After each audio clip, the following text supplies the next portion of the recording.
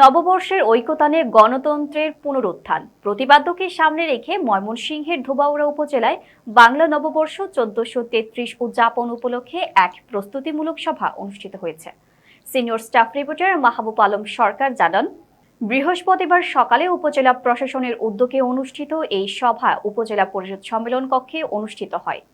এ সময় উপজেলা নির্বাহী অফিসার মোহাম্মদ মোশাররফ হোসেন এর সভাপতিত্বে সভায় উপজেলার বিভিন্ন দপ্তরের প্রশাসনিক কর্মকর্তারা উপস্থিত ছিলেন এবং ধোবাউড়া থানা ওসি তদন্ত মোজাম্মেল হক, উপজেলা বিএনপির আহ্বায়ক আজহারুল ইসলাম কাজল, যুগ্ম আহ্বায়ক মুয়াজ্জেম হোসেন খান লিটন, সদস্য সচিব মোহাম্মদ আনিসুর রহমান মানিক, মুক্তিযোদ্ধা সংসদের কমান্ডার বীর মুক্তিযোদ্ধা আব্দুল কাদের, বিশিষ্ট ব্যবসায়িক নজরুল ইসলাম দুলাল সহ ধোবাউড়া উপজেলার প্রধান সমন্বয়ক, জাতীয় এনসিপির মুফতি মাওলানা আতিকুর রহমান সহ উপজেলার সরকারি দপ্তরের কর্মকর্তা এবং স্থানীয় প্রিন্ট ও ইলেকট্রনিক মিডিয়ার সাংবাদিকরা উপস্থিত ছিলেন।